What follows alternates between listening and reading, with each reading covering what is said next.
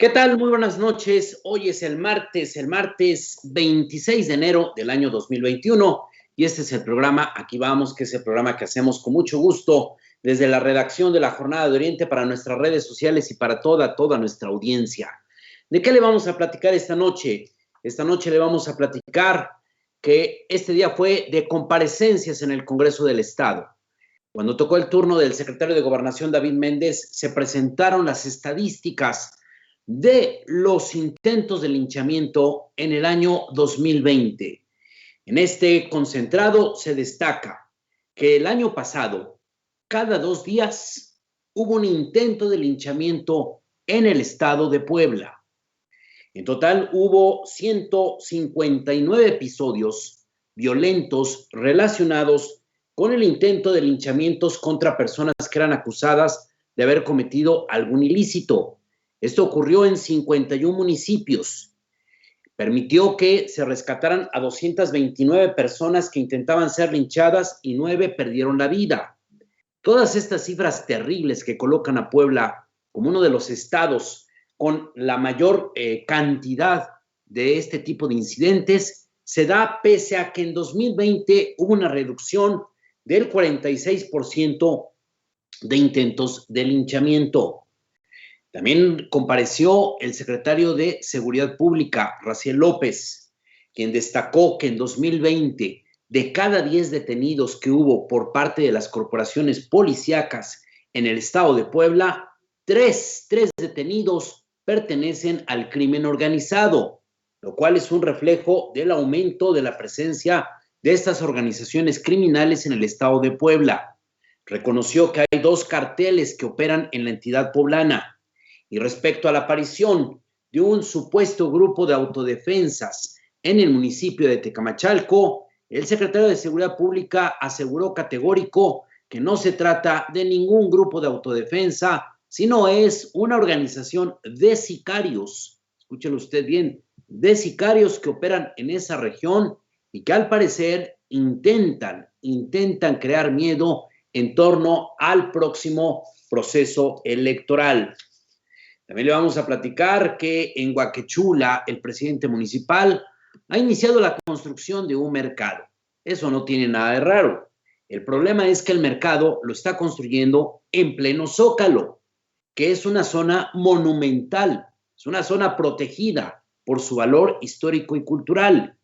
Y resulta que el presidente municipal arrancó la obra sin haber solicitado la licencia del Instituto Nacional de Antropología e Historia, que es la institución encargada de cuidar el patrimonio cultural de este país.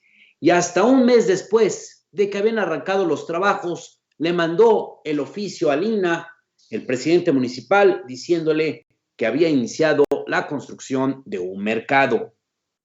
También le vamos a dar a conocer que después de que este día se ha permitido ya la apertura de negocios de actividades no esenciales, pues parece que hubiera sido un arranque de una carrera, porque hoy en el centro histórico aumentó de manera muy elevada la movilidad social. Tan elevada que vimos hoy en el centro histórico varios congestionamientos. Se abrió hoy la circulación vehicular en todo el centro histórico y se notó una apertura de la mayoría de los comercios. Otra vez, mucha gente en el centro histórico, mucha gente en los centros de abasto, mucha gente en las plazas comerciales. El gobernador del estado, Luis Miguel Barbosa Huerta, el día de hoy advierte, habrá cárcel para los que estén vendiendo vacunas apócrifas de COVID-19, para los que intenten vender vacunas que estén fuera del esquema oficial de vacunación. La Secretaría de Salud Estatal informa que el índice de letalidad por el COVID-19 en el estado de Puebla es el 12.5%, es el más alto que ha existido desde que inició la emergencia sanitaria en la entidad poblana. También le vamos a dar a conocer que este día, vea usted las cifras que estamos alcanzando en el mundo. Este día ya se ha llegado a los 100 millones de contagios acumulados de COVID-19. México llega a los 152,000 muertos a causa del coronavirus. La Gran Bretaña alcanza este día los 100,000 muertos por el COVID-19, siendo el país con la tasa más alta de mortalidad allá en Europa. Se está realizando en Davos el encuentro de las élites políticas y económicas del mundo, y este día se desató una fuerte discusión y un debate en torno al tema de las vacunas contra el COVID-19, mientras los representantes de la Unión Europea y de algunas naciones de ese continente públicamente salieron a reclamar a las empresas farmacéuticas que no están cumpliendo con los plazos ni los volúmenes de vacunas que ofrecieron. Los representantes de países pobres, como es el caso del presidente de Sudáfrica, salieron a denunciar que los países ricos están acaparando las vacunas contra el COVID-19. Particularmente el presidente de Sudáfrica dijo que varias naciones europeas y Estados Unidos han comprado lotes 4 veces superiores a sus necesidades y que esta situación ya está provocando una escasez del biológico que está llevando a que muchos países pobres del mundo no puedan comprar en estos momentos vacunas con ninguna farmacéutica, lo cual plantea una situación muy crítica de combate global al COVID-19. Y sin ir más lejos, es lo que le ha pasado a los gobernadores de la Alianza Federalista. Mandaron una representación a Pfizer y Biotech para intentar comprar ellos mismos sus lotes de vacunas contra el COVID-19, y la respuesta que les dio esta farmacéutica es que habrá vacunas disponibles para particulares hasta diciembre de este año o probablemente hasta el próximo año. También le vamos a dar a conocer, saliéndonos un poco del tema del COVID-19, el día de hoy se da a conocer que Alfredo Castillo Cervantes, el todólogo del gobierno de Enrique Peña Nieto, ha sido sancionado y fue inhabilitado por 10 años para ocupar algún cargo público. ¿Esto por qué? Porque Alfredo Castillo ocultó 4 cuentas bancarias por un monto de 18 millones de pesos que no reportó a la Secretaría de la Función Pública. Este hombre, que lo mismo fue su procurador, que lo mismo fue encargado para pacificar el estado de Michoacán, que lo mismo fue procurador federal del consumidor y que lo mismo fue el encargado del deporte y la educación física en el gobierno de Peña Nieto. Lo ponía a hacer de todo. Peña Nieto ha quedado inhabilitado. En Estados Unidos, el día de hoy se presentó ya formalmente el proceso de juicio político contra Donald Trump, el expresidente de esa nación. En esta primera sesión, los senadores republicanos frenaron la posibilidad de aprobar el juicio político. Pidieron que primero se revise si es procedente desde el punto de vista jurídico.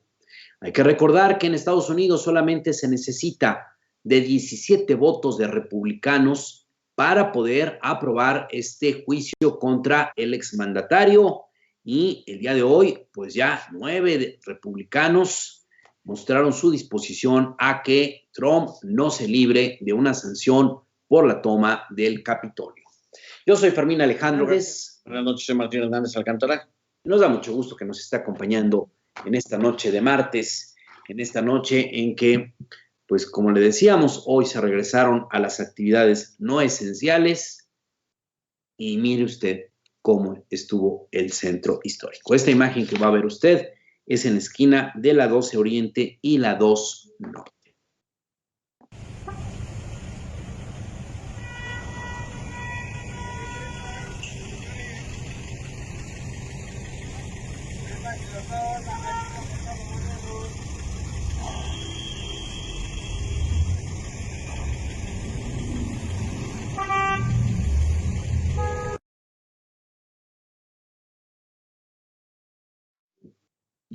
Pues ya ve usted, aglomeraciones otra vez, tráfico, congestionamientos, mucha gente en las plazas comerciales, mucha gente en el centro histórico, mucha gente en las tiendas departamentales.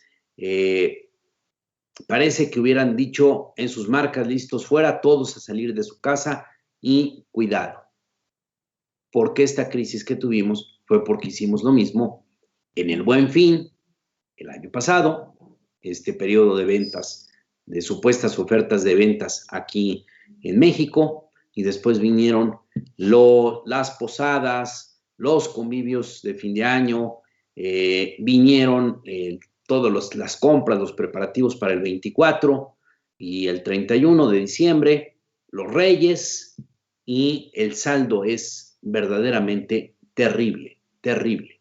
Para que nos demos una idea, las cifras que estamos alcanzando hoy de COVID-19 se están alcanzando en la mitad del tiempo de lo que se alcanzó la primera parte.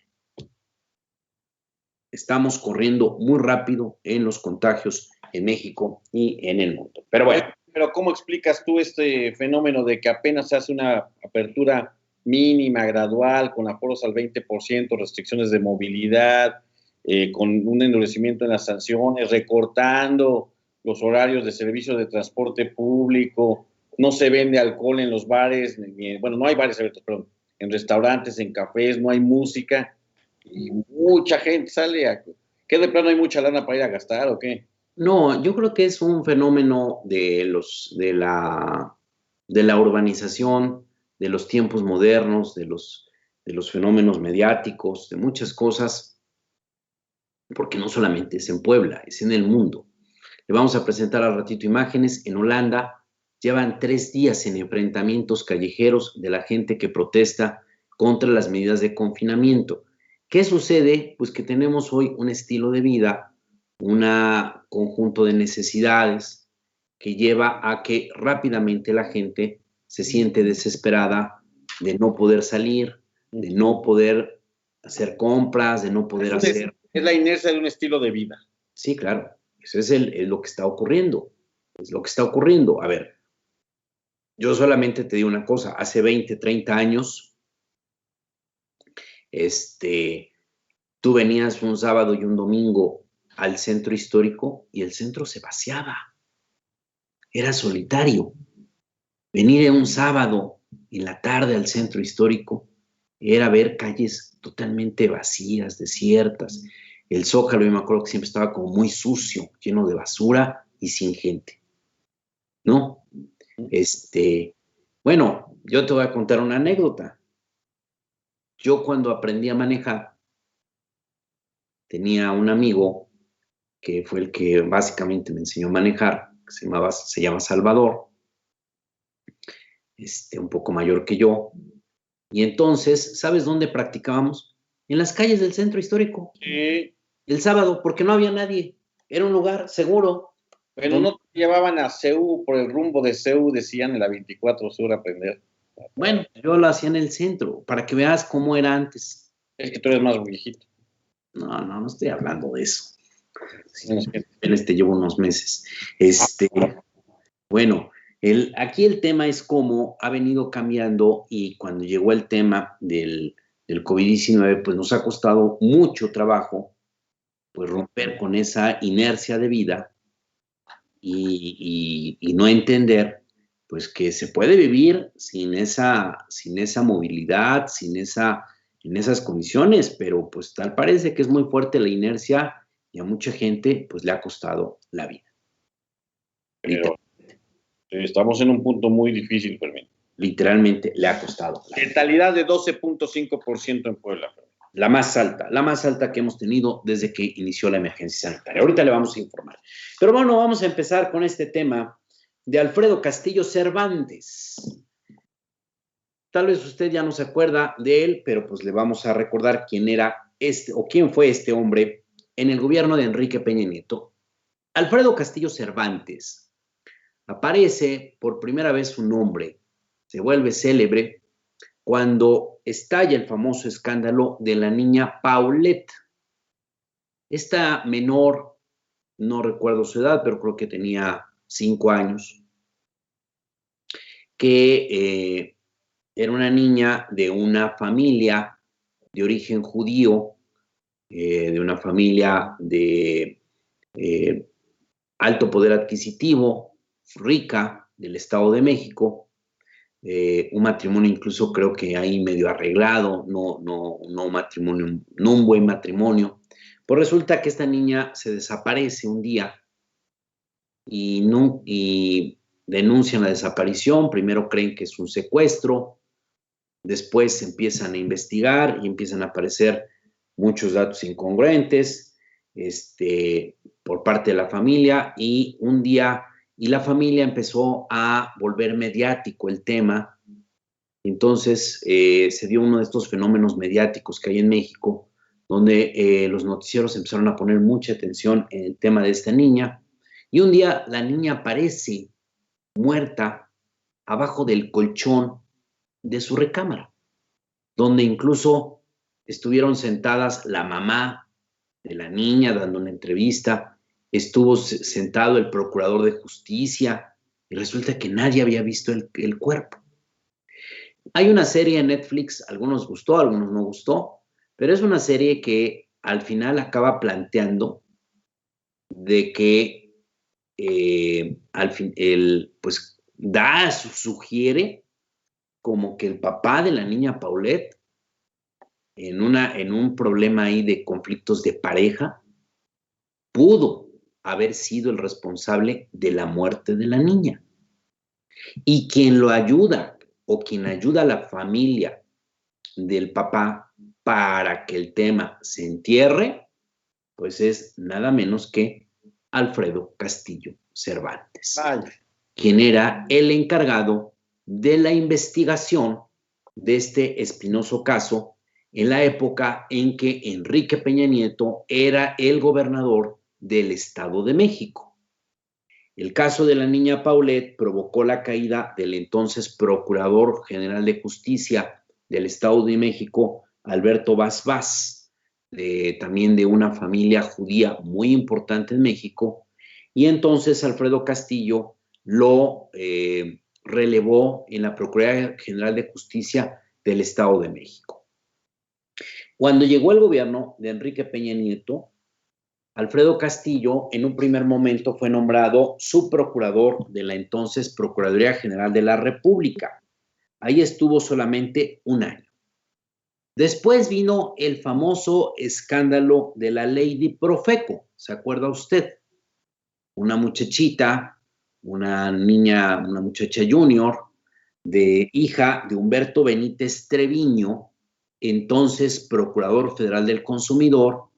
Esta muchacha llega a un restaurante, pide una mesa, le dice la gerente, o ¿cómo les llaman? Las hoster, ¿no? Que acomodan ahí, y le dice, sí, tenemos una mesa en tal lugar, y ella dice, no, yo quiero una mesa en la terraza del restaurante. Le dice, pues es que no hay mesas disponibles. ¿Cómo no? Yo estoy viendo una. Es que está reservada.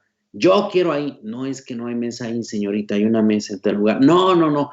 Y si no me das mesa, mi papá va a clausurar el restaurante. Y se va enojada y clausuran el restaurante, y se difunde en redes sociales, y entonces destituyen al papá como titular de la Procuraduría Federal del Consumidor, Humberto Benítez Treviño. Por cierto, un político con una muy larga trayectoria allá en el Estado de México, en el Grupo Atlacomulco, y entonces Alfredo Castillo Cervantes lo suple en la Profeco. Ahí estuvo un año. Después de estar en la Profeco, Enrique Peña Nieto manda a Alfredo Castillo como comisionado para la paz y la legalidad en el estado de Michoacán. Cuando aparecen las autodefensas de Michoacán, Enrique Peña Nieto manda a Alfredo Castillo supuestamente a generar un proceso de pacificación a Michoacán, y fue conocido que llegó allá a Michoacán a cometer excesos, a andar persiguiendo mujeres en Michoacán, a andar favoreciendo a ciertos grupos del crimen organizado, Y todo esto terminó en una persecución de un personaje muy importante en Michoacán, que fue José Manuel Mireles, un médico que había creado una de las autodefensas y que, por no ceñirse a los intereses de Alfredo Castillo Cervantes, lo persiguieron y lo metieron en la cárcel. Y fue considerado incluso un preso político del gobierno de Peña Nieto. Al salir de la cárcel, Mireles, exonerado, por cierto, Mireles se convirtió en candidato a legislador por Morena, ganó, después ya no ejerció el cargo que había ganado, fue subdelegado del ISSSTE y lamentablemente falleció por COVID-19. Bueno, después de que Alfredo Castillo fracasó en el estado de Michoacán, Enrique Peña Nieto lo nombró comisionado de la Comisión Nacional de Cultura Física, que es otra cosa que es la CONADE, este organismo para fomentar el deporte. Y ahí pues fue famoso, ¿se acuerda usted que en unos Juegos Olímpicos se difunde la imagen pues, de una muchacha muy guapita, muy bien arreglada, con sus uñas, su peinado, con el uniforme oficial de la delegación mexicana que iba a los Olímpicos, y alguien dice, pero el único problema es que ella no es atleta. No, pues era la novia de Alfredo Castillo, que quiso desfilar con los atletas. Y entonces, violando las normas del Comité Olímpico Internacional de los Juegos Olímpicos, hizo que su novia desfilara con el resto de los atletas y con un uniforme pues, que no le correspondía porque ni siquiera era de la delegación oficial. Y hubo ahí muchos escándalos de uniformes de mala calidad, escándalos de nulos apoyos a los deportistas de alto rendimiento, algo que en México siempre ocurre y que han pasado gobiernos de todo tipo y nadie puede arreglar esa situación. Siempre es el mismo escándalo. Con López Obrador tampoco han arreglado las cosas. Ana Guevara fue una gran decepción en la CONADE, tiene graves problemas ahí de supuestos actos de corrupción y simplemente, pues con Alfredo Castillo pasó exactamente lo mismo. Muchas quejas de deportistas de alto rendimiento, de que no tuvieron los uniformes, no tuvieron los apoyos, no les pagaban a los entrenadores, de que mejor ellos tenían que buscar sus propios patrocinios y no tenían el respaldo de este organismo que se supone que se ha creado para ayudar a aquellos deportistas que tienen posibilidades de llegar a estas justas internacionales. Pero lo que relevante de esto es ver cómo, pues Alfredo Castillo era el todólogo de Enrique Peña Nieto. También se sabe que cuando Enrique Peña Nieto quería organizar grandes fiestas, pues echaba mano de Alfredo Castillo, y Alfredo Castillo, pues le gustaba cantar, le gustaba bailar, le gustaba la bohemia, y entonces armaba unos fiestones ahí en Los Pinos. Y entonces vea usted cómo este personaje fue su procurador, fue el encargado de la protección al consumidor, fue el comisionado de seguridad de Michoacán, fue el de la CONADE, siempre en cargos muy diferentes y en los que no tenía al final ninguna especialidad. Y usted se preguntará, ¿por qué tanto consentimiento a Alfredo Castillo? Muy consentido, porque en todos los puestos que pasaba siempre daba muy malos resultados. Y la respuesta es muy sencilla. Alfredo Castillo, pues es primo de Humberto Castillejo Cervantes, quien fue siempre el consejero jurídico de Enrique Peña Nieto y que tenía un poder brutal dentro del gobierno de Peña Nieto. Algunos lo llamaban incluso el ministro. ¿Por qué? Porque decían que era el enlace de Enrique Peña Nieto con la Suprema Corte de Justicia de la Nación, con el Senado de la República, con la Cámara de Diputados, es decir, con los otros poderes públicos. Y que este hombre se sentía con más poder que el propio Enrique Peña Nieto, con más influencia en los ministros de la Corte, con los senadores, con los diputados, que por esa razón incluso le pusieron el mote de el ministro, este hombre Humberto Castillejos Cervantes, que fue el consejero jurídico de Enrique Peña Nieto. Por eso hubo este consentimiento Alfredo Castillo Cervantes, quien el día de hoy de acuerdo a información que divulgó la Secretaría de la Función Pública, ha sido inhabilitado del Servicio Público Federal por 10 años debido a que no reportó 4 cuentas bancarias por un monto de 18.3 millones de pesos que estaban a su nombre y a nombre de su esposa. Ha sido inhabilitado 10 años y al mismo tiempo se le está investigando, pues se sabe que tendría un conjunto de propiedades inmobiliarias que no corresponden al nivel de ingresos salariales que tuvo en los 6 años de la administración de Enrique Peña Nieto. ¿Ya se nos habían olvidado estas figuras? Pues ahí está. Y parece que el gobierno de Peña Nieto pues sigue siendo una beta de escándalos y de casos de corrupción. Este ha sido el caso de Alfredo Castillo y está en estos días pendiente que se desahoguen otros casos más, como es ver si van a proceder las denuncias que ha presentado Emilio Lozoya Austin contra importantes figuras del peñismo, contra los que eran entonces líderes de la oposición panista, Ricardo Anaya, entre otros, que habrían recibido sobornos por la reforma energética.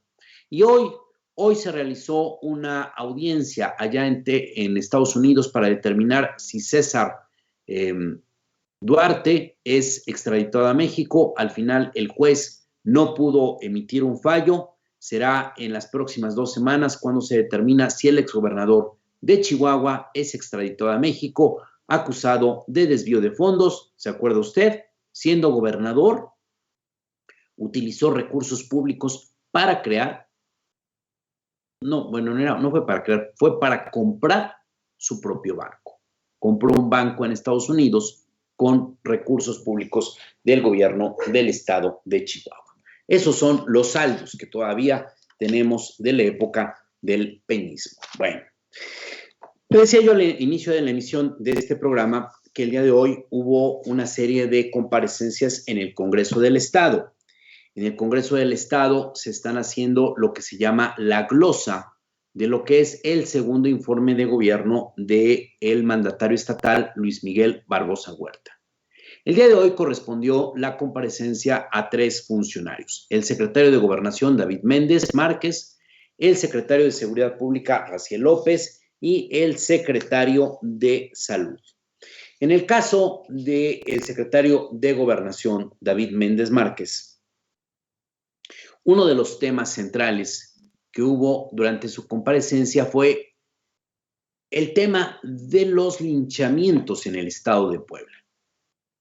Usted sabe que Puebla apenas hace 10 años era un estado que tenía realmente una presencia casi nula de este fenómeno de los linchamientos. El histórico indica que en Puebla, entre los primeros 10 años de este siglo, el promedio de linchamientos al año era de 2 o 3 episodios, intentos de linchamiento. Algunos sí se concretaban, otros no. Esa era más o menos la estadística que teníamos en el estado de Puebla. Después, cuando inició el gobierno de Rafael Moreno Valle Rosas y empezó a haber un importante incremento en los índices delictivos en el estado de Puebla, pero sobre todo empezó a haber un debilitamiento del aparato de justicia. Sí, recuerda usted que una de las acciones que emprendió Moreno Valle fue mandar a cerrar muchas agencias del Ministerio Público. Después se hizo una reforma al sistema penal acusatorio que significó una reducción drástica del número de jueces. Y entonces, en el morenovallismo vimos, por un lado, una reducción de agencias del Ministerio Público y, por el otro lado, también una reducción del número de jueces. Y al mismo tiempo, de manera simultánea, de manera recíproca, se empezaron a disparar las cifras de linchamientos o intentos de linchamiento aquí en el estado de Puebla. Fue un claro reflejo, sin duda alguna, del deterioro del aparato de justicia, del deterioro de los cuerpos policíacos y un deterioro del Estado de Derecho en la entidad poblana. Independientemente de que a veces en estos procesos, en estos episodios de intento de linchamiento, pues hay mucha gente que utiliza los conflictos para actuar con violencia. El hecho es que Puebla, más o menos desde hace aproximadamente 6 años, está registrando un crecimiento desorbitado del número de intentos de linchamiento. 2020 no fue la excepción. El secretario de Gobernación, David Méndez, hoy presentó el concentrado de cómo fue el comportamiento respecto a este fenómeno de seguridad pública. Y que hay que decirlo, es un fenómeno delictivo, porque una cosa es el agravio que siente la población por la falta de justicia y otra cosa muy distinta a que la gente pues salga a matar a un presunto delincuente. Aunque sea un delincuente, pues es un asesinato, es un acto violatorio de la ley, el quitarle la vida, el golpearlo, el intentarse hacer justicia por propia mano. De acuerdo a los datos que proporcionó David Méndez, el Estado de Puebla pues sigue siendo una de las entidades con una de las mayores crisis en este tema de los linchamientos. Las cifras indican que en 2020, cada 2 días, hubo por lo menos un intento de linchamiento en el Estado de Puebla. Cada 2 días. ¿Qué comparación tenemos de que en 2020 cada 2 días hubo un intento de linchamiento y hace apenas 10 años el promedio de intentos de linchamiento era de 3 episodios al año? David Méndez dijo que en 2020 se registraron 159 intentos de linchamiento en 51 municipios del estado de Puebla, dando por resultado que en estos episodios se pudieron rescatar a 229 personas que intentaban ser linchadas, se pudieron rescatar con vida. En otros casos hubo 9 personas que no pudieron ser rescatadas con vidas, 9 personas que murieron como consecuencias de los golpes, de que les prendieron fuego, de que los torturaron por parte de pobladores de alguno de estos municipios. Es una cifra muy fuerte, pese a que en 2020 hubo una importante reducción del 46.6% del número de linchamientos o de episodios de intentos de linchamientos comparados con 2019.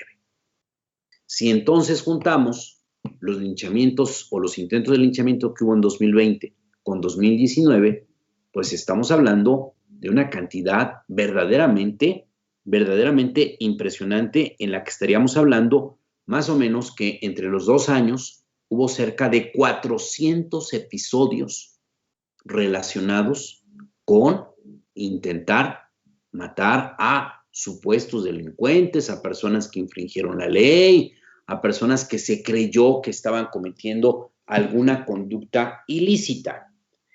Sin duda alguna, esto es un fenómeno, por un lado, de la falta de confianza hacia las autoridades, hacia el aparato de justicia, pero también es un reflejo de la violencia que cada vez estamos viendo con mayor aumento en los diferentes municipios de la entidad.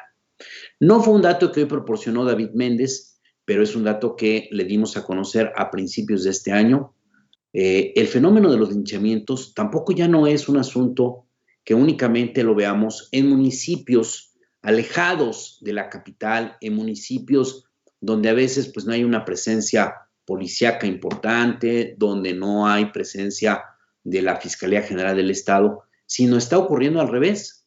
Resulta que el grueso de los intentos de linchamiento han ocurrido en municipios urbanos y principalmente en la zona metropolitana de la ciudad de Puebla.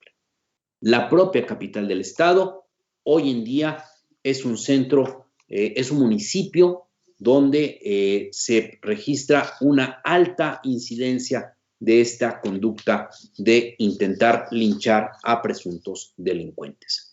Otra información que proporcionó el día de hoy David Méndez Márquez en esta comparecencia ante el Congreso del Estado es que señaló que el año pasado se registraron 516 denuncias de desapariciones en Puebla. 516.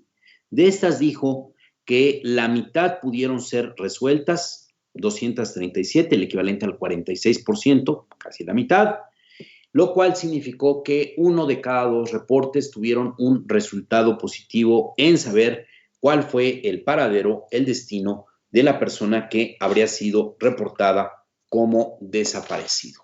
Esto a través de que empezó a funcionar la Comisión de Búsqueda del Estado de Puebla, una comisión que empezó a ofrecer resultados el año pasado, que se creó después de que hubo un mandato federal, de que se creó una legislación específica para combatir este grave problema, uno de los problemas yo creo que más severos que heredó el gobierno de Andrés Manuel López Obrador. Recordemos que cuando llegó López Obrador a la presidencia de la República, se encontró con expedientes de más de 40,000 desapariciones en el país que no han podido ser aclaradas. Una segunda comparecencia que hubo en el Congreso del Estado fue de Raciel López Salazar, el titular de la Secretaría de Seguridad Pública del Gobierno del Estado de Puebla. En esta comparecencia, Raciel López reconoció que en el Estado de Puebla hay un importante crecimiento en los últimos años del crimen organizado. Tan es así que el año pasado, de cada 10 detenidos que realizó la Secretaría de Seguridad Pública, 3 correspondieron, de cada 10, 3 correspondieron a personajes vinculados con organizaciones del crimen organizado. Organizaciones que principalmente están operando en torno al robo de hidrocarburos, la extorsión, los asaltos a transportistas y en el control de las redes de narcomenudeo o de trasiego de drogas a través del Estado de Puebla. Raciel López reconoció que por lo menos hay 2 cárteles importantes del narcotráfico que están operando en la entidad poblana y que por esa razón es necesario intensificar la presencia policíaca en todo el estado, mejorando y dando una capacitación a las policías municipales. Raciel López señaló que el año pasado se pudieron detener a varios de los líderes de organizaciones muy importantes del crimen organizado. En la lista que presentó destacan, entre otros, se los voy a decir por su apodo, el Locotelles, el Moco, el Grillo, la Patrona, el Chupón, los Sinaloas, la Tita, la Maldita Vecindad, el HEM-26, el Patotas, los líderes de la banda Las Bigotonas que operaba en Tehuacán, el Mesero, miembros de la banda Angelinos 13, así como el Chucky, el Z46, Miguel Ángel el Chantes y Cecilia, la Reina del Sur. Fueron algunos de los líderes criminales que fueron detenidos el año pasado y que fueron puestos a disposición del Ministerio Público. En total, dijo Raciel López, fueron aprehendidas 3,844 personas. De estas, 1,303, y usted en esta cifra, 1,303, es decir, el 34%, responden a organizaciones del crimen organizado. Es decir, no son pequeños grupos, no son personas que de manera aislada se dedican a robar, a hurtar alguna cosa pequeña, a ver alguna oportunidad para cometer algún hurto. No, se trata de organizaciones poderosas que tienen armas de fuego, que tienen organización, que son varios miembros, que tienen poder económico y que se dedican a estas actividades del robo de combustible, extorsión, asaltos a transportistas o narcotráfico. Otro tema que tocó Raciel López Salazar, el titular de la Secretaría de Seguridad Pública, es esto que apareció a principios de este año. A principios de este año apareció un video de un grupo que sale mostrando armas de fuego y dicen ser autodefensas del municipio de Tecamachalco.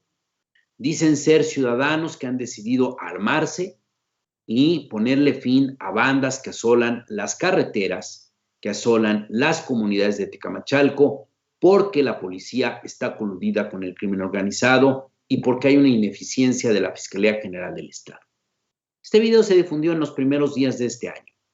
Al respecto, Raciel López el día de hoy le dijo categórico a los diputados locales: ya se investigó este grupo y no es ni una autodefensa, ni son ciudadanos agraviados por la delincuencia, y todo hace indicar que es un grupo de sicarios. Recuerde usted que la palabra sicario, en el caso de México, se aplica a aquel miembro de una organización criminal que se dedica a matar a rivales, que es, ¿cómo le podríamos decir? Pues un soldado de estos grupos criminales. Eso se utiliza aquí la palabra sicario. La palabra en realidad, o el término, surgió en Colombia. Y en Colombia la palabra sicario quiere decir un matón joven que mata para ganarse el lugar en una banda criminal. El fenómeno de los sicarios en Colombia era este fenómeno de muchachos que a veces tenían edades de 14, 15, 16 años y que a esa edad entraban a las organizaciones criminales de narcotráfico y que matando a otras personas iban ganando como ascensos dentro de esa organización criminal. Ese es el fenómeno de los sicarios allá en Colombia. Acá en México se adoptó la palabra como sinónimo de matón de una organización. Bueno, el asunto es que Raciel López dijo que este grupo que se fotografió con armas de grueso calibre allá en Tecamachalco no es más que un grupo de sicarios que está asolando esa región del sur del estado de Puebla y que tal parece que quiere incidir en el actual proceso electoral. Le dejamos este fragmento de la comparecencia de Raciel López allá en el Congreso del Estado, repito, como parte de la glosa del segundo informe de gobierno del mandatario estatal, Luis Miguel Barbosa Huerta. Y en relación al grupo de hombres armados que se dicen grupos de autodefensas que aparecieron en el municipio de Tecamachalco, permítanme comentarles que el supuesto grupo de autodefensa no existe. Es un grupo de armados, de delincuentes, que los tenemos perfectamente bien identificados. Inclusive en días anteriores la policía estatal detuvo a Faustino N., alias El Cabezón, y Gabino García, alias El Choqui, que son sicarios de un delincuente que tenemos perfectamente bien identificado, que le llaman el Toñín. Esos son aliados del supuesto grupo de autodefensas que apareció en medios de comunicación, que más que nada son para fines electorales, porque quieren perjudicar a algunos presidentes municipales en la región y tenerlos controlados. Pero eso, tenga la plena seguridad que vamos a desarticular ese grupo que apareció. ¿Es cuánto?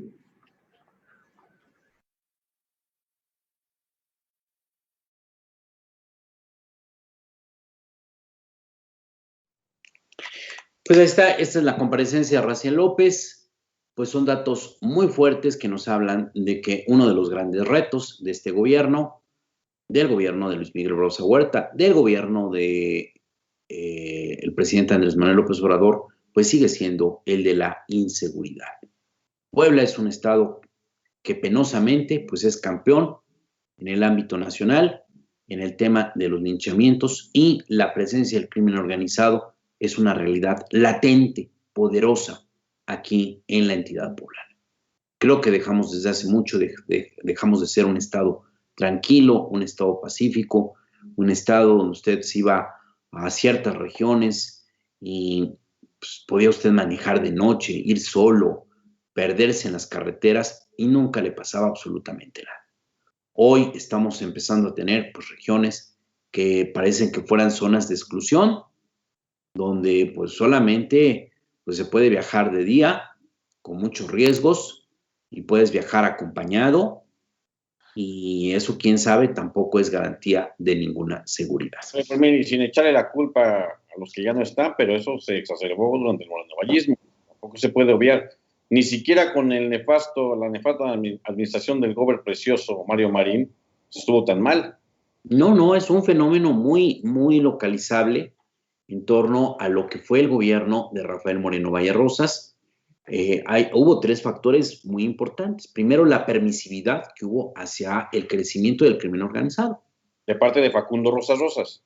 O en general del gobierno de Moreno Valle. No era una preocupación el tema del crecimiento del narcomenudeo, el crecimiento desbordado del robo de combustible, el crecimiento desbordado del lavado de dinero en Puebla. Digo, eso es un primer factor.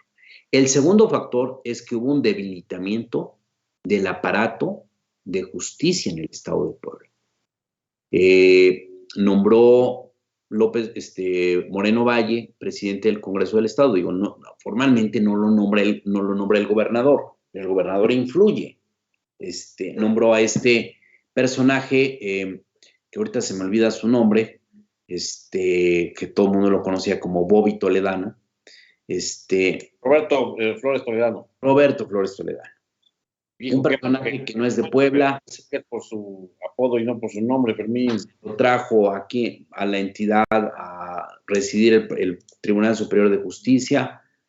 Bobby Toledano, como todo el mundo lo conocía, era un personaje que casi nunca estaba en las oficinas del Tribunal Superior de Justicia, famoso porque era un fanático del golf, todos los días jugaba en el golf en La Vista, o a veces incluso fuera de Puebla, y siempre ausente de las labores del Poder Judicial. Entonces, cuando se hizo la reforma del sistema penal acusatorio, pues se redujo drásticamente el número de jueces. ¿Te acuerdas cuando empezó este nuevo sistema? Había 2 jueces para todo el municipio de Puebla. Había un juez, a veces para regiones que abarcaban hasta 30 o 40 municipios. O sea, ¿usted cree que va a alcanzar eso? Y un tercer factor es que Moreno Valle, creo que de manera deliberada, mandó a cerrar muchas agencias del Ministerio Público en el estado de Puebla como una manera, pues creo que dejar de crecer al crimen organizado. 2 propósitos, Fermín. Dejar de crecer al crimen organizado y no aparecer en las estadísticas de los organismos nacionales que miden esta incidencia como lo que era, un estado ya sin control sobre la seguridad pública.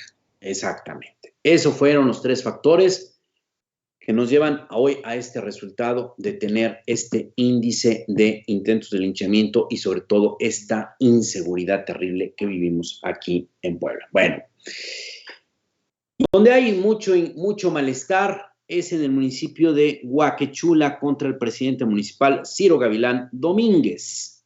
Mire usted, resulta que este presidente municipal de Huaquechula está construyendo un mercado. Eso pues no tendría nada de extraordinario, se le aplaudiría, es decir, pues qué bueno que un presidente esté haciendo una obra de abasto popular. El problema, usted sabe que Huaquechula es uno de los municipios pues de mucha tradición en Puebla. Es este municipio que se vuelve emblemático a nivel nacional por el tema de los, primero de su arquitectura, segundo, por su tradición de el Día de Muertos, es donde se ponen estos altares monumentales, hermosos, y hay una tradición en la comunidad en torno a la fiesta de muertos. Huaquechula está considerado zona monumental. ¿Qué significa zona monumental? Que se supone que hay una protección del Instituto Nacional de Antropología e Historia a la arquitectura original para evitar que ésta sea intervenida, sea destruida, sea dañada y de esta manera se pueda conservar el patrimonio cultural. Todo el centro histórico, toda la parte céntrica de Huaquechula es la zona monumental, una zona muy importante. Pues resulta que el presidente municipal está construyendo su mercado exactamente en el Zócalo, en el centro de la zona monumental, con el pequeño detalle de que el presidente municipal arrancó la obra el 7 de octubre del año 2020. Si arrancó en octubre, usted se dirá, bueno, pues yo creo que ya está de haber terminado el mercado. No lo ha terminado, porque se supone que por el tema de la emergencia sanitaria, únicamente trabajan los fines de semana. Según esto es para evitar riesgos. Solamente se trabaja el sábado y el domingo.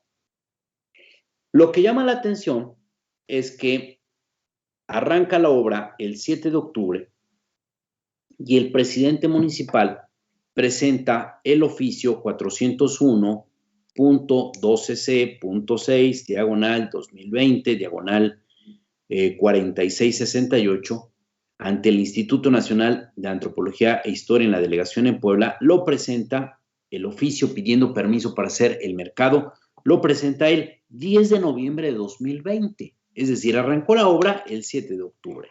Y el 10 de noviembre le notifica al INAH para pedirle permiso. O sea, primero empieza la obra y ya después le pide permiso. Lo sorprendente no solamente es el desconocimiento o la violación flagrante de la ley de este presidente municipal, Ciro Gavilán Domínguez, sino lo que es realmente sorprendente es que, pese a que se está haciendo este mercado en una zona monumental, sin el permiso del INAH, violando las reglas de protección del patrimonio cultural de este país, de acuerdo a una petición que hizo nuestra compañera Cara Castillo al Instituto Nacional de Antropología e Historia, de acuerdo a la solicitud de información 111-51-000-93-820, le responde el INAH que efectivamente se está haciendo ese mercado, que apenas está en trámite el permiso y que, aunque se está haciendo este mercado desde hace 4 meses, se está apenas en el proceso de dictaminar qué pasó con esa obra. No, pues digo, vaya, qué rápidos son los del INAH. Prende tu micrófono. Para el 2047. Pues yo creo que sí. La publicamos, eso sí, en primera plana. Porque llevan 4 meses construyendo el mercado sin tener el permiso del INAH. Y el INAH dice, pues que sí, no han pedido permiso, pero ahí estamos revisando. Ahí vamos a ver qué decidimos. Y entonces uno se pregunta, pues entonces, ¿dónde está la protección a las zonas monumentales, al patrimonio cultural? Y entonces es donde uno se hace esta pregunta. ¿Realmente sirve el INAH? O sea, a ver, recuerde usted, no es porque tengamos ahí una obsesión contra Moreno Valle, pero acuérdese usted, Moreno Valle mandó a tirar la Casa del Torno. De hecho, la tiró Gali. En la zona monumental de Puebla, Patrimonio Cultural de la Humanidad, zona protegida por la UNESCO. Una casa, si no estoy mal, creo que era del siglo XVII, ¿no? Sí. Una casa del siglo XVII, aquí en el Boulevard 5 de Mayo. Era esta casa que comunicaba, hay un puente inservible que está ahí en el Boulevard 5 de Mayo, que comunicaba al centro de convenciones, que por cierto tiene un nombre terrible, que es Jenkins, y ese puente comunicaba hacia la zona donde está el barrio del Artista, y usted bajaba precisamente por la Casa del Torno. Entonces Moreno Valle quería hacer su teleférico ahí en el centro histórico y mandó a tirar la Casa del Torno. El INAH intervino tarde, nunca sancionó al gobernador Rafael Moreno Valle Rosas. Ni a José Antonio Gali, que era el secretario de Infraestructura, que estaba haciendo la obra. Ni a José Antonio Gali Fayad, que era el responsable de la obra como secretario de Infraestructura. Se dijo que pues iba a resarcir el daño, que se iba a construir otra casa nueva del Torno, que es un absurdo, porque un monumento histórico no puede ser reconstruido. Su valor es que sea del siglo XVII. No, pues sí, es tonto decir, pues, puede ser resarcido el daño, pues ya es irreversible el daño, irreversible. Es como si ahorita a mí se me ocurriera ir a tirar la catedral y decir, es que quería poner aquí pues, una torrecita para ver el centro histórico y cobrar ahí unas monedas. Y dijera, no se preocupen, yo les construyo otra torre de catedral igual. Pues sí, no, pero el valor de la catedral es que es una catedral que terminó de construir Juan de Palafox, que es... Ahorita te la reconstruyo. Entonces, ese es un episodio. Luego, ¿te acuerdas cuando, por ejemplo, aquí Concesiones Integrales fue a excavar la zona monumental de la zona de los fuertes de Guadalupe, Loreto y Guadalupe? No hizo nada. El INAH no hizo nada. Al final dejaron que los de Concesiones Integrales hicieran sus hoyos, sus excavaciones, y era por un asunto muy, muy de intereses personales de los propietarios de Concesiones Integrales. Porque como ya venía el cambio de gobierno y ellos no habían hecho las inversiones que habían prometido, pues se pusieron a cambiar tuberías por donde fuera, simplemente para decir sí estamos trabajando. Y no les importó ir a escarbar en la zona monumental. Y tenemos otro episodio. ¿Se acuerda usted cuando Moreno Valle quiso convertir en un parque de diversiones la zona arqueológica de Cholula? ¿O no? El INAH intervino siempre de manera timorata, tardía. ¿Mande? Metió maquinaria Moreno Valle y todo. Sí, sí, acuérdese usted. Incluso hubo un experto inglés que vino aquí a México, que había estudiado la zona arqueológica de Cholula, que era la máxima autoridad en la investigación arqueológica de la pirámide de Cholula, y dijo, esa obra de Moreno Valle lo único que viene es a generar condiciones para que no se pueda seguir explorando la zona de Cholula. Algo muy grave, y el INAH brilló por su ausencia. Y entonces ve usted todos estos episodios que ha habido donde el INAH pues, no aparece, y yo me sigo preguntando, ¿sirve de algo la delegación del INAH? ¿Sirve de algo? No. La reconstrucción de los monumentos históricos dañados por el sismo de 2017. Vimos cómo hubo un delegado que el año pasado denunció actos de corrupción adentro del INAH y dijo, hay un retraso en la reconstrucción por esta corrupción. Pues lo quitaron al delegado, lo despidieron injustificadamente. Ambrosio Guzmán, lo destituyeron como delegado. Lo quisieron difamar.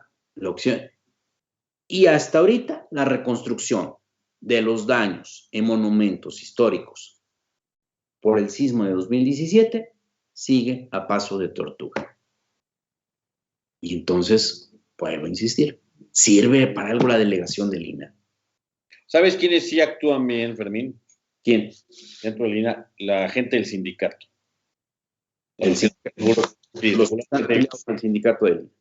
Los del sindicato del INAH. Ellos deberían de ser las autoridades del INAH, no los trabajadores del INAH, porque los funcionarios siempre suelen coludirse. ¿Te acuerdas que Ambrosio Guzmán denunció de estos funcionarios, ahora que estás hablando de ese episodio, que estaban estrenando cochecito?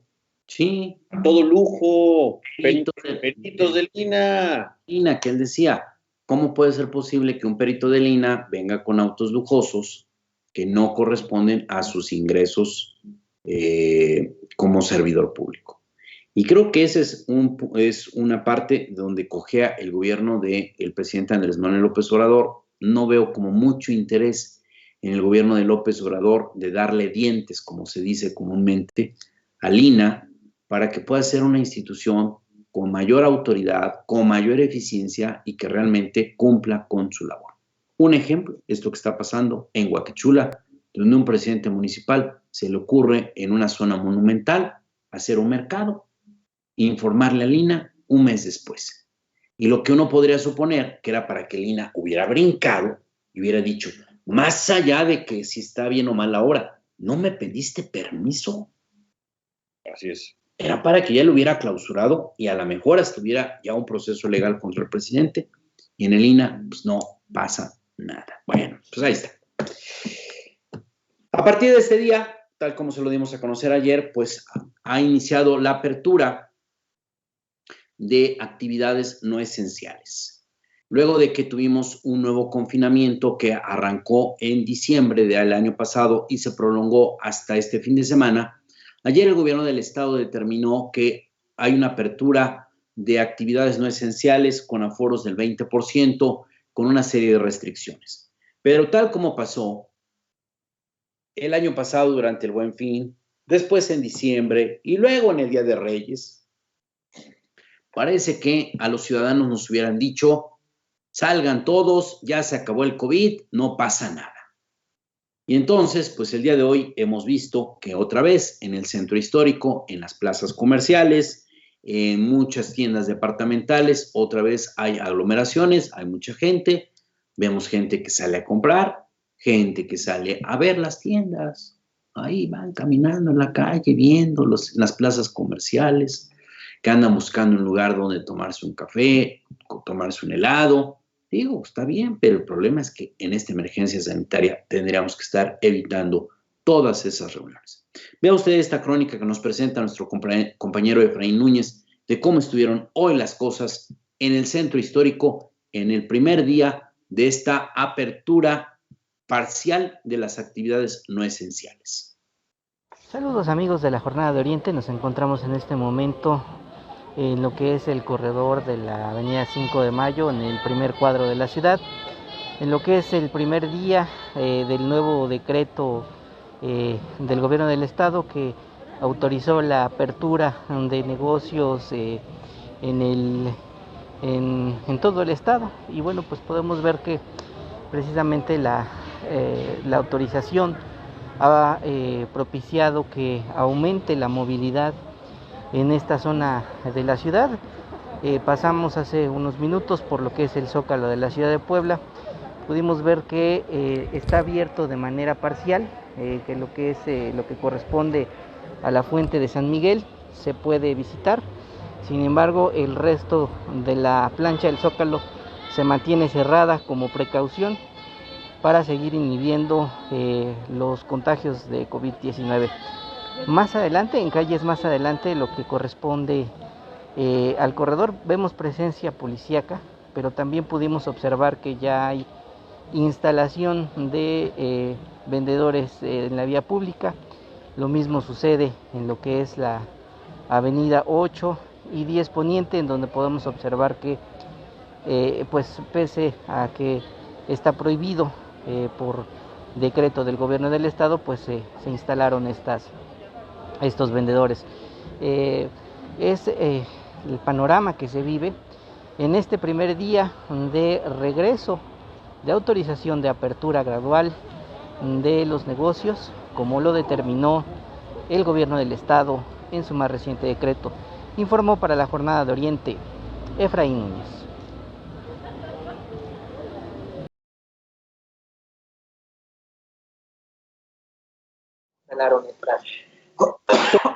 Ahí está esta apertura. El día de hoy el Ayuntamiento de Puebla ha permitido abrió la circulación en todas las calles del centro histórico. Al mismo tiempo hubo una colocación masiva de carteles advirtiendo que el centro es una zona de alto riesgo. Sin embargo, el día de hoy vimos muchos comercios abiertos, hubo limpieza de las calles céntricas de Puebla, pero muchísima gente, sobre todo en la avenida 5 de Mayo, en la avenida Reforma. Vimos otra vez muchos compradores y muchos comercios. Le dejamos todas estas imágenes de cómo fue esta jornada hoy en el centro histórico de Puebla, una situación que se está repitiendo en plazas comerciales, en las tiendas departamentales, en los mercados. Cuidado, cuidado. No solamente es el riesgo de que lleguemos al 8 de febrero, que es el límite, Martín. Sí. De este decreto. De este decreto. Y que otra vez regresemos a un confinamiento. No. El riesgo es que hay que entender que estamos en el momento más crítico del contagio de COVID. Sí.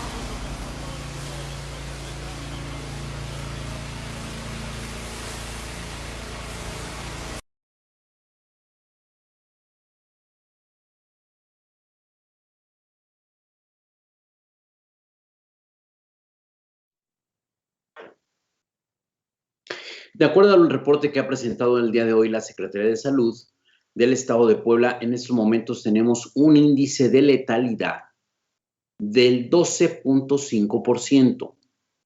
Para que nos demos una idea, a nivel nacional, el índice de letalidad que está reportando hoy el gobierno federal es del 6%. Estamos teniendo casi el doble del promedio nacional. Además, el estado de Puebla tiene un índice de ocupación del 80% de camas, sigue estando entre los estados con mayor crecimiento de ocupación de camas. La Secretaría de Salud hoy informa del índice de letalidad y al mismo tiempo el gobernador Luis Miguel Barbosa Huerta advierte, va a haber cárcel para los que estén vendiendo vacunas y pruebas apócrifas de COVID-19 o para los que intenten comercializar vacunas fuera del esquema oficial. ¿A qué se está refiriendo el gobernador? Uno, a los que intentan chantajear y otros, a lo mejor, los que tengan la tentación de robarse vacunas y quererlas vender por afuera del sistema oficial de vacunación. Platícanos de estos dos aspectos, Martín. Así es, Fermín, fue en la habitual rueda de medios que ofrece el gobernador Luis Miguel Barbosa Huerta, en la que el secretario de Salud, José Antonio Martínez García, a pregunta expresa, reveló cuál es el índice de letalidad que tiene la epidemia en el estado. El funcionario dijo que en este momento es de 12.5%, como bien dices tú, Fermín, 6.5% más del índice nacional, es decir, hay el doble de posibilidades de morir por coronavirus en Puebla que en promedio en el resto del país, en promedio. Seguramente en la Ciudad de México, el Estado de México, los índices también deben ser altos, porque se mide todo el país. Pero bueno, lo interesante de este reporte, además de conocer la cifra, Fermín, es que desde hace algunos días las autoridades estatales nos han estado hablando de que en este periodo, en estas semanas primeras del mes de enero, bueno, ya que estamos llegando casi al final, pero digamos estas 3 primeras semanas, hemos alcanzado los puntos más altos en los índices de contagio y de mortalidad por causa del coronavirus, del COVID-19. Pero eso implica, Fermín, que en este solo periodo, digamos de diciembre a enero, lo que llevamos, el índice de letalidad aumentó 0.5%, casi un punto porcentual. Es muchísimo, porque antes de este periodo se ubicaba en el 12%. En la misma rueda de medios, el gobernador Luis Miguel Barbosa Huerta habló de varios temas. Alguien le preguntó que ya había en redes sociales anunciantes, personas que están diciendo que ya tienen la vacuna contra el coronavirus y que la estaban promoviendo. Entonces el gobernador fue enfático en decir que a cualquier persona que esté promoviendo este tipo de vacunas apócrifas, que es un hecho que no las pueden tener, y sobre todo que se atrevan a aplicar dosis de quién sabe qué, se les va a sancionar con la cárcel. En ese sentido, Barbosa ha dicho también que muchos coyotes dedicados al trasiego de fármacos se han acercado al gobierno estatal para tratar de vender ahí la gestión de vacunas y que han sido rechazadas. Reiteró el mandatario poblano que su gobierno apoya por completo la campaña nacional de vacunación que lleva a cabo el presidente de la República, Andrés Manuel López Obrador, y que no se descarta, sin embargo, lo que ya había dicho la semana pasada, que ante la posibilidad de que se apruebe la compra de medicinas para los gobiernos estatales y para particulares, pues el gobierno del estado haría un esfuerzo económico importante para adquirirlas. Es algo que se está analizando porque también dijo el gobernador, sugirió que el precio de las vacunas es muy alto y que no hay presupuestos, digamos, suficientes en ninguna parte para poder abarcar la compra de estas vacunas. No es un producto que resulte barato. Bueno, ya hablando de la llamada numeralia del COVID-19 en Puebla, Fermín, hasta esta mañana se habían confirmado 223 nuevos contagios del virus SARS-CoV-2, 27 defunciones en las últimas 72 horas. En este momento, entre casos ambulatorios, bueno, hasta hoy por la mañana, casos ambulatorios y hospitalizados, son 1,708 las personas que están sufriendo esta enfermedad, que están registrados en los documentos oficiales en 82 de los 217 municipios, Fermín. De las personas internadas en todo el sector, son 1.376 y 176, Fermín, requerían hasta esta mañana ventilación mecánica asistida. Así es que, pues el índice de letalidad es alto, Fermín. Hay también charlatanes apareciendo en las redes sociales, asegurando que tienen vacunas, que tienen dosis, que pueden venderlas. Hay que tener mucho cuidado y sobre todo la advertencia del gobernador es que habrá cárcel para quien realice este tipo de actos, Fermín. Así es. Veamos primero la información sobre el índice de letalidad en Puebla, segundo lugar la advertencia del gobernador y tercero el reporte que ha presentado el día de hoy el gobierno federal respecto a que Puebla sigue entre los primeros estados con mayor ocupación de camas en general y ocupación de camas con ventilador en los centros COVID. Te comento, la tasa de letalidad ahorita en estos picos se ha incrementado 0.5%, estamos en 12.5%, pero a lo largo de la pandemia se ha mantenido en 12%. Hay que recordar que va íntimamente relacionado a la cantidad de muestras que hacemos. Y ahorita nada más tenemos un incremento de 0.5%. ¿Es cuánto, Claudia? Bueno, lo digo de manera muy clara. Quien se presente ante cualquier persona o grupo de personas o población para vender lo que intente ser una vacuna contra COVID y todavía lo aplique, lo vamos a meter a la cárcel, donde lo encontremos. No vamos a permitir una estafa a la gente. Así de clarito. Diapositiva, vamos a ver la ocupación hospitalaria. También ha estado muy estable en función de las últimas semanas, un 60% para efectos de todo el territorio nacional, pero cuando vemos cada una de las entidades federativas, pues estamos agrupándolas al menos en estos tres grupos que a su vez representan rangos con menos del 50% de ocupación, que a su vez quiere decir que tienen más de la mitad de todas sus camas disponibles para pacientes graves. Recordando que estamos viendo el dato de camas de IRA general, están 18 entidades federativas. 5 entidades federativas están en este rango entre el 69 y el 50%, y que es un rango en el cual se hace la recomendación de tener todo listo y estar muy preparados para efectos de tener que implementar una reconversión. Para las que ya superaron este rango, es decir, el del 70%, que el día de hoy son 9, podemos ver que el estado de Nayarit ingresa a este rango de más de 70%. Obviamente deben de estar ya entonces implementando y llevando a cabo los trabajos de reconversión y expansión.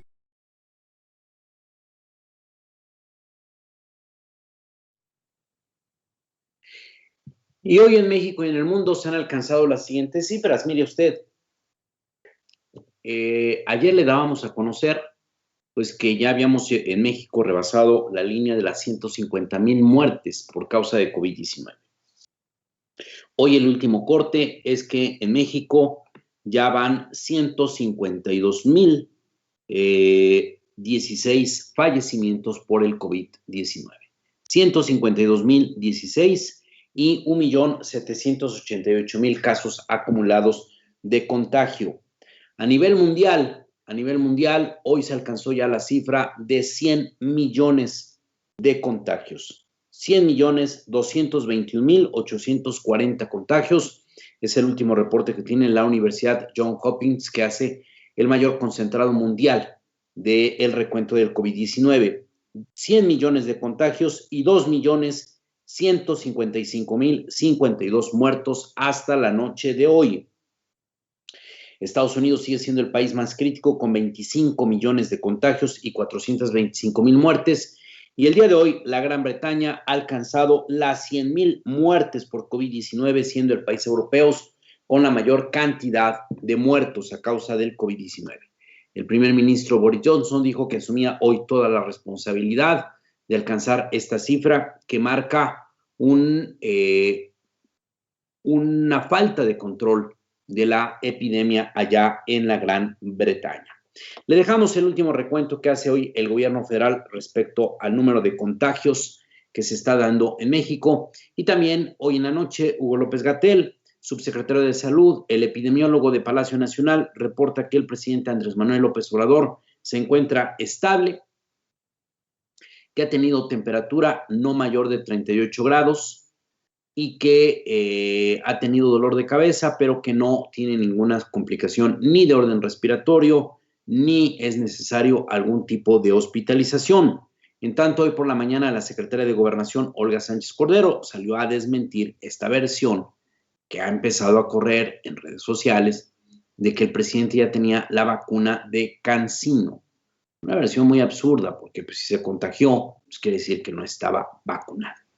La secretaria de Gobernación dijo que tanto el presidente López Obrador como ella o como cualquier otro miembro del gabinete que sea de la tercera edad se van a vacunar hasta que llegue el periodo oficial, que será a partir ya de, pues si no estoy mal, este fin de semana, sí, que en febrero empieza la vacunación para personas de la tercera edad.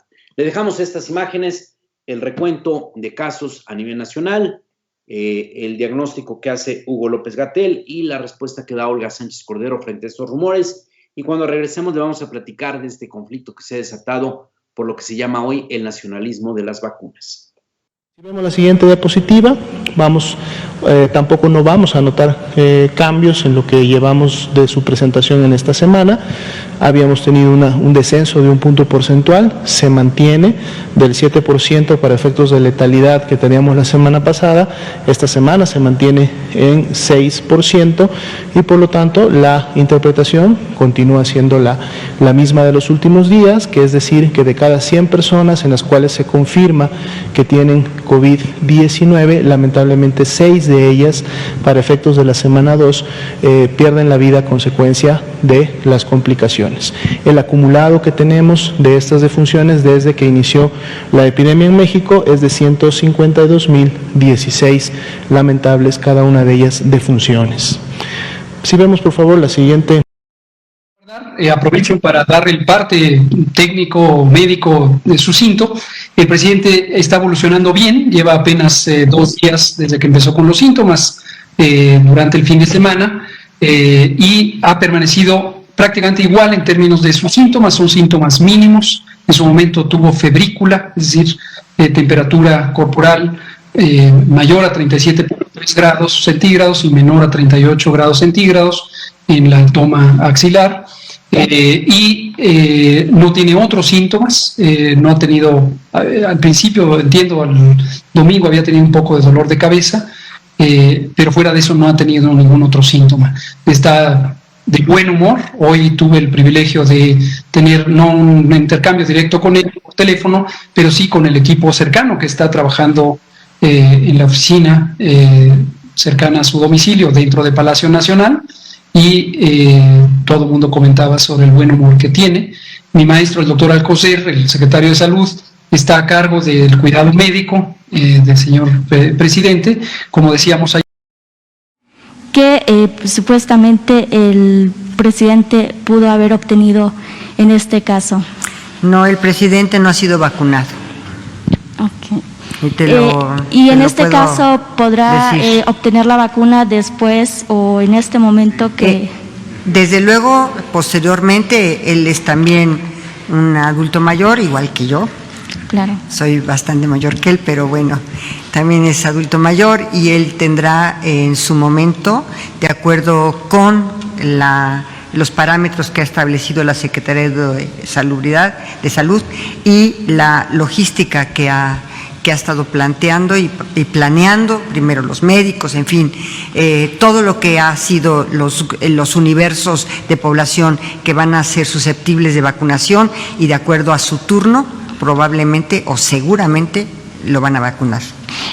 Otra pregunta.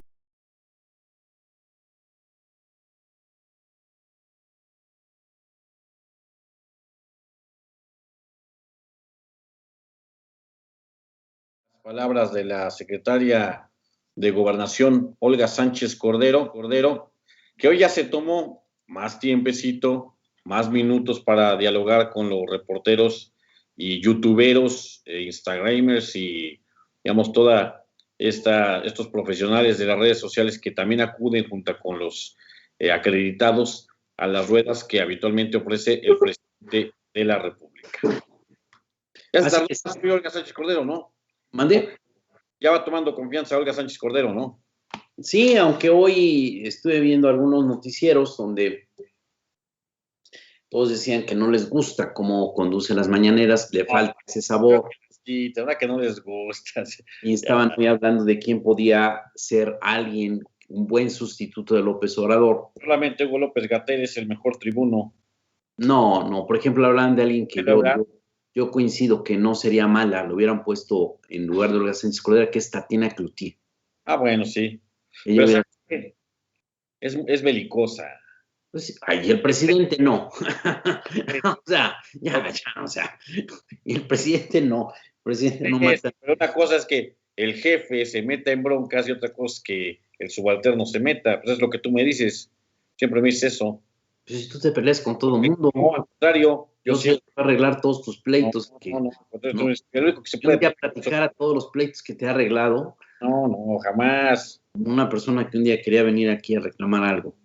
Bueno, en Davos, en Suiza, se hace cada año una reunión, lo que se llama el Foro Davos, donde se reúne la élite económica, la élite política del mundo, en esta aldea suiza que reúne siempre a los grandes magnatos, a los principales mandatarios de las naciones más poderosas, pues se está haciendo ahora de manera virtual. Sin embargo, en esta ocasión, el tema fundamental central ha sido los efectos económicos y sociales del COVID-19 y el día de hoy particularmente se abordó el tema de las vacunas. Por un lado, hubo representantes de la Unión Europea que aprovecharon el foro de Davos para hacer un reclamo público a las principales farmacéuticas, y el reclamo fue así como tal, o sea, no creo que usted, en términos muy diplomáticos, los representantes de la Unión Europea llegaron a decir, invertimos mucho dinero en ustedes, miles de millones de euros, y no están entregando los cargamentos de vacunas en los tiempos adecuados, ni en los volúmenes necesarios. Urgieron que las farmacéuticas, principalmente AstraZeneca, Pfizer, Janssen, tienen que dar resultados más rápidos en la producción de las vacunas. Estimaron que hay un atraso de 5 semanas en el proceso de vacunación como consecuencia de que los laboratorios no están elaborando al ritmo que se necesita estas vacunas. Pero ahí también llegó otro aspecto de los reclamos en torno a las vacunas. En el foro de Davos participó Sidi Renatosa, que es el presidente de Sudáfrica.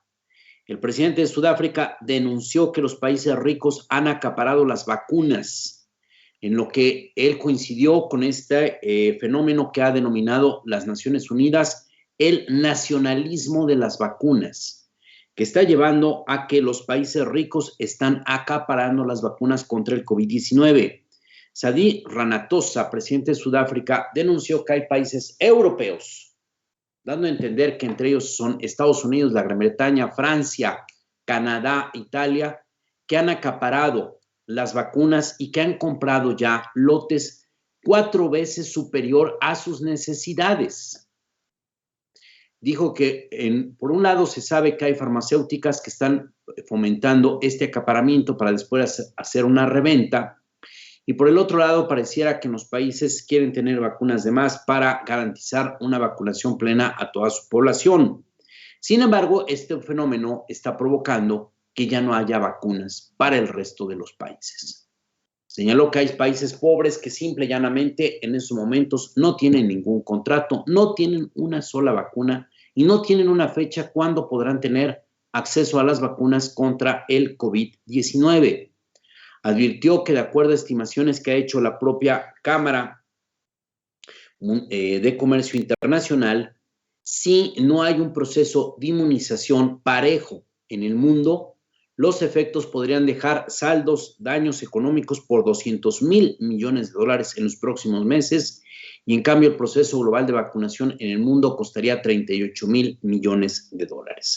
Pero lo cierto es que está denunciando allá en Davos el presidente de Sudáfrica de que los países ricos han acaparado las vacunas, y ayer mismo se difundía en la noche esta información de que los gobernadores de la llamada Alianza Federalista mandaron a una serie de agentes comerciales a los laboratorios de Pfizer y BioNTech para intentar comprar la vacuna contra el COVID-19. Esto después de que la semana pasada el presidente Andrés Manuel López Obrador autorizó que particulares o gobiernos estatales puedan comprar vacunas en el extranjero. Pero la respuesta que ya les dio Pfizer y BioNTech es que tendrá el biológico disponible para venderlo a particulares fuera de los gobiernos nacionales. Podrá tener lotes en existencia hasta diciembre de este año o hasta el próximo año. ¿Por qué? Pues porque hay una demanda global que en estos momentos no están pudiendo satisfacer. Es entendible, por un lado, porque esta vacuna se ha hecho a contracorriente, en una situación muy precipitada, y por el otro lado es porque el reto es que hay que producir 7,000 millones de vacunas para todo el planeta, algo que no es sencillo. Y un tercer factor, pues vienen los intereses políticos y económicos de las entidades poderosas que están impidiendo que haya una distribución equitativa de la vacuna. Por eso hay que tener mucho cuidado. Digo, lo ideal es que en México ya tuviéramos una mayor vacunación, cualquier país del mundo.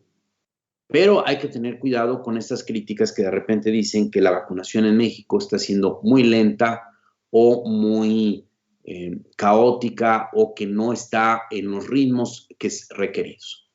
En México ya se ha vacunado a muchísima gente, no en la proporción que quisiéramos.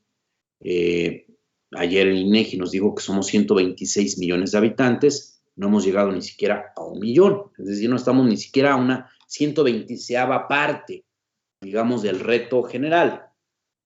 Sin embargo, pero ya hay vacunación, ya está empezando a ver, y esto empieza a ir rompiendo, aunque sea de manera lenta, ya cadenas de contagio. Seguramente entre todos los que ya se han vacunado habrá personas que esa vacuna ya les va a salvar la vida. Pero hay países que ni siquiera en estos momentos tienen un contrato para comprar vacunas. Eso hay que verlo, o sea, esa es la gran diferencia. Hace unos días le dábamos a conocer que en Paraguay van a empezar hasta marzo. Hasta marzo. Brasil iniciaron hace semana y media, sin embargo ya frenaron el proceso porque no han llegado las vacunas. Entonces es un problema global, no es un problema de México. En Estados Unidos también se están quejando de que el proceso de vacunación está siendo muy, pero muy lento. En tanto, en Holanda se han desatado nuevos disturbios por tercera vez en menos de una semana. En las ciudades de Ámsterdam y de Rotterdam hubo fuertes enfrentamientos. Miles de personas han salido a las calles a protestar y exigir que se levante ya el confinamiento social, que ha generado una estela de desempleo, una estela de desesperación en la gente de que ya no puede estar aislada en sus hogares. Dijeron que ya es una situación que no se puede soportar. En muchos lugares han dicho que el grave problema es que la crisis económica que ha provocado el COVID-19 pues no les alcanza para pagar los sistemas de calefacción en un invierno muy frío y muy crudo.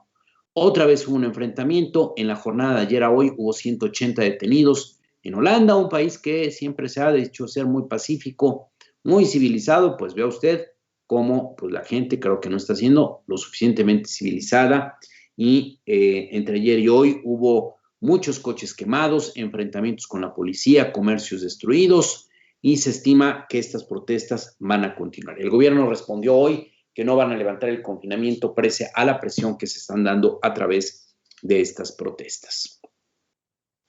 Y bueno, cambiando un poco de tema, le comento, hoy en la noche, hace unos 2 o 3 horas, se votó en el Senado de Estados Unidos la propuesta del segundo juicio político, el segundo impeachment contra el expresidente de Estados Unidos, Donald Trump.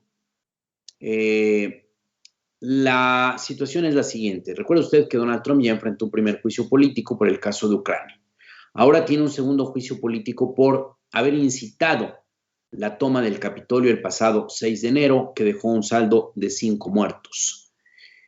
Trump puede enfrentar un segundo juicio político, es lo que se está decidiendo allá en el Poder Legislativo de Estados Unidos, para que sea inhabilitado para volver a ser candidato presidencial. Hoy tenía que ser votado el dictamen en el Senado de la República, sin embargo, un senador advirtió que primero es necesario analizar el alcance jurídico, hasta dónde es válido poder enjuiciar a Trump desde una perspectiva política, ya como expresidente, si se puede o no se puede. Los republicanos votaron en bloque pidiendo que se haga un análisis jurídico y por esa razón se ha aplazado la determinación de votar si procede o no el impeachment contra Donald Trump. Ahora, ¿cuál es la situación? En la última elección de Estados Unidos, prácticamente quedaron empatados en el Senado. Es una situación inédita en Estados Unidos. Están empatados.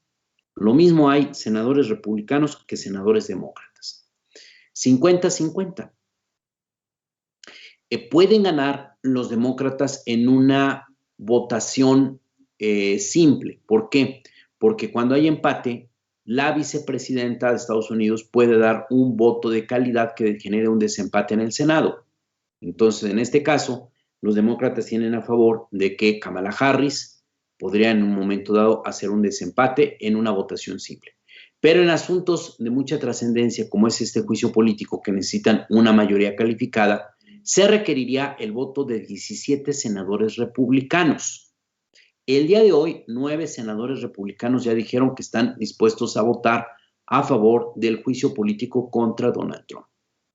Entonces, no es una situación sencilla para Trump.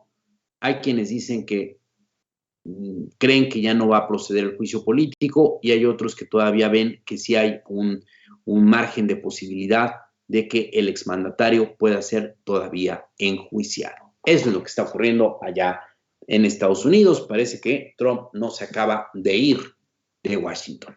Tenemos comentarios de la edición de hoy, Martín. Saludamos como siempre a la gente que sigue la emisión de este programa que se llama Aquí Vamos, el programa que realizamos con mucho gusto desde la redacción de La Jornada de Oriente en Manuel Lobato 2109 en la colonia Bellavista de la capital poblana, desde nuestro pequeño estudio. Fermín Alejandro García Hernández, nuestro jefe de información, y Rubí Villanueva Reyes al mando de los controles de la emisión. Aquí Evelyn Solano, la compañera que siempre sonriente nos pide nuestros trabajos informativos, ya está cerrando, creo, su computadora. Está también Aldo Gabriel Bonani Torreblanca, nuestro jefe editorial, y Rodolfo Rocha, que tiene un amplio currículum, ustedes ya lo conocen. Solamente les recordaré algunos aspectos más importantes. Es, sobre todo, primero que nada, es diseñador por profesión, es también un caballero por vocación, es el primer fan de Madonna en México, ha sido también modelo de Spencer Tunick, conocedor del mundo del espectáculo, pero sobre todo ha sido el hombre que durante 5 años consecutivos ha salido invicto frente al sistema de administración tributaria, logrando que le devuelva jugosas cantidades de los impuestos que paga.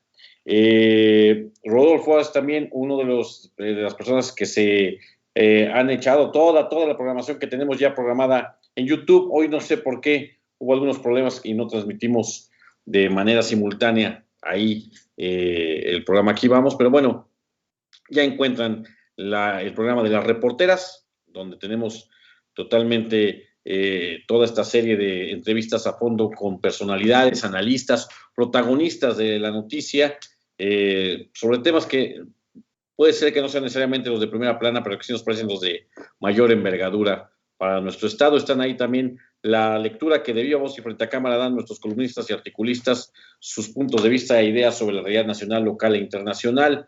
Está también la conferencia del doctor Hugo López-Gatell, la que casi siempre encabeza desde Palacio Nacional junto con su equipo para hablar en la noche, informar sobre el asunto de la epidemia. Está también, por supuesto, el programa La Disputa por el Agua, donde expertos, activistas y otros interesados hablan sobre la necesidad de recuperar la administración de este líquido para los gobiernos municipales. Se encuentra también la repetición de algunos programas de Rompimiento TV, por cierto, que están estrenando ya un noticiario allá la gente de Rompimiento TV, nuestro medio hermano, junto con los compañeros, colegas de pie de página, el noticiario Momentum, que inicia a las 7 de la mañana, si no me recuerdo, de 7 a 11, si no me recuerdo, de 8 a 11, de 7 a 11, lo pueden ustedes sintonizar por YouTube. Bueno, pues algunas repeticiones de la programación de Rompimiento también las pueden encontrar en la Jornada de Oriente en su canal de YouTube. Pero si no quisieran vernos en YouTube, no pueden.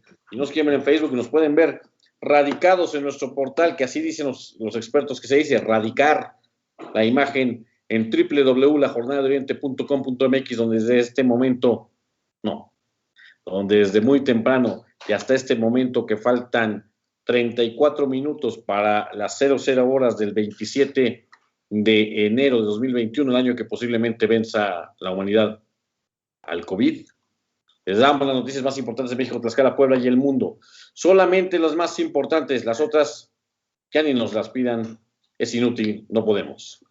Saludamos con muchísimo afecto, primero que nada, a Laura García, que vive en el municipio más bello del universo, que es Tlaquetepec, a Lourdes Sánchez, a Elo Álvarez Castillo, a Andrés Flores, con mucho afecto, también a Pilar Huerta, Leti Gurra, Malés Pantoja, que nos ve en Villaflores junto con su papá Arturo Caballero, su mamá Berta Pantoja, Carlos Caballero, su hermano Cristóbal Caballero, a Lozan Melba, a María Silvia García Mendoza, Isabel Cano, a Tavo de Lara, a Laura Roldán Rubio, nuestra colega periodista que junto con su equipo cubre con eficiencia y sumo rigor periodístico todo lo que ocurre en la región, complejísima región de San Martín Texmelucan, a Reyes Hernández, a Edgar Felipe Arriaga, a JB Castillo Mares, Guadalupe López, Gregorio Trinidad García, Gloria Centeno, también con mucho afecto a D. Montserrat Seferini, Luna Luisa, a Luis Morales Espinosa, Susana Becerril, Connie Ángel y Paulino Herrera Cabrera, también a Domingo Hernández Cosío y a Rosy Reni. Leo sus mensajes, Connie Ángel nos manda abrazos, muchas gracias igualmente, Connie. A Paulino Herrera Cabrera, saludos jornaleros, saludos Paulino. Luna Luisa, presente como siempre Luna Luisa. Laura García dice, hola mis jornaleros queridos, amigas y amigos del Face.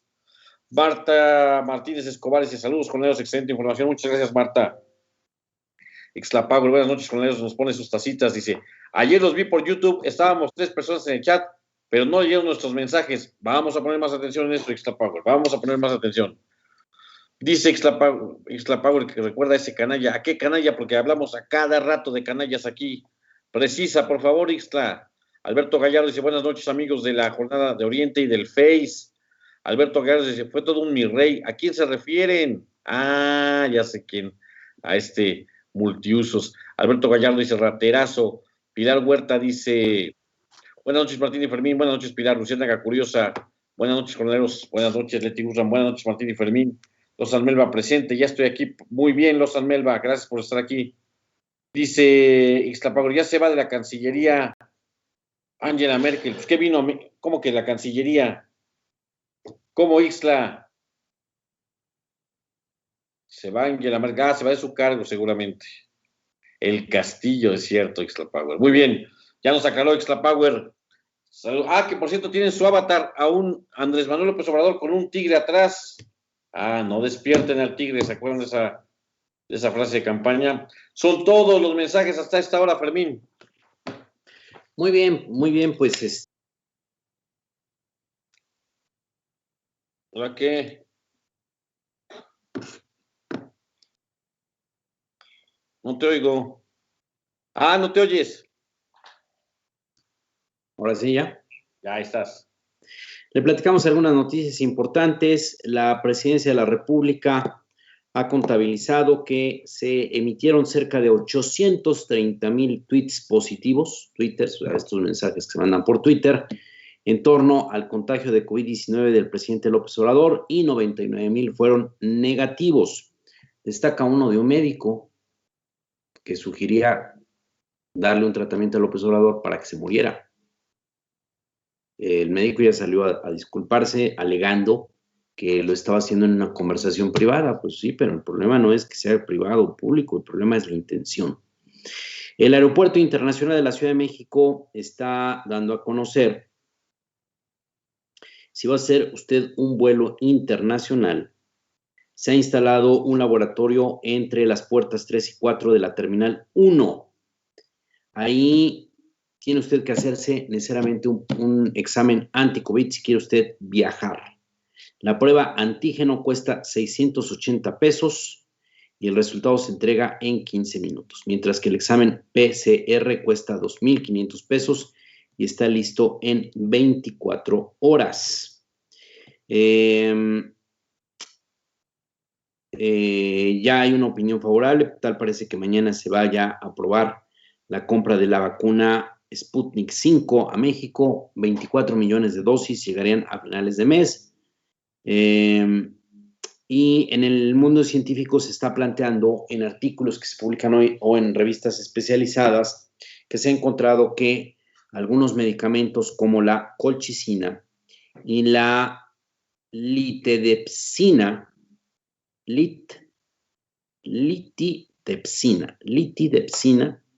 son medicamentos que pueden reducir hasta en un 99% la carga viral en pacientes contagiados por COVID-19. Eso está hablando ahí de una esperanza, sobre todo para los que ya están enfermos, contagiados de COVID-19. Otra noticia que es muy importante y creo que es muy triste es que, mire usted, hay la sospecha de que... Otra vez, te fuiste. Hay la sospecha de que, ¿se acuerda usted de este episodio que ocurrió en Tamaulipas, donde se encontró una camioneta en el municipio de Santa Anita, en la comunidad de Santa Anita, del municipio de Camargo, en Tamaulipas, se encontró una camioneta donde se calcinaron a 19 personas? Bueno, hay la sospecha de que la mayoría, 13 de 19 por lo menos, eran guatemaltecos que iban rumbo a Estados Unidos. Hoy han llegado familiares de estas familias guatemaltecas, todos son indígenas, intentando saber si son sus parientes los que habrían muerto en esta camioneta. Algunos de ellos han indicado que el último contacto que tuvieron con sus parientes es que les dijeron que efectivamente ya estaban en Tamaulipas, ya a un paso de entrar, de llegar a la frontera con Estados Unidos. Obviamente era, como siempre ocurre en estos casos, había un pollero de por medio, que es el que les había vendido esta posibilidad de brincar la frontera norte con Estados Unidos. Pues una situación muy, muy triste, que sean guatemaltecos, indígenas, la mayoría de las víctimas que encontraron en esta camioneta. No se sabe qué pasó. Hay un testigo que habla de que escuchó disparos. No se sabe si habrían sido los mismos coyotes que los decidieron matar en el camino, o si los secuestraron otro grupo delincuente, o qué pasó, o los confundieron, no se sabe. Pero bueno, esa es la otra cara de la migración. No solamente los migrantes llegan a Estados Unidos y ganan mucho dinero y mandan remesas, hay muchos ciudadanos, muchas personas que simplemente se quedan en el camino en la intención. Muy triste esta historia. Ya nos vamos. Le deseamos que pase usted una muy buena noche. Disfrute los últimos 27 minutos de la noche de este martes 26 de enero. Ya mañana, pues es miércoles. Ya mañana pues nos estamos acercando ya al final del mes de enero. El primer mes del año ya se está prácticamente consumiendo, ¿no? Bueno, cuídese mucho, no baje la guardia y nos vemos aquí mañana en las redes sociales de la Jornada de Oriente. Cuídese usted también mucho del frío. Buenas noches.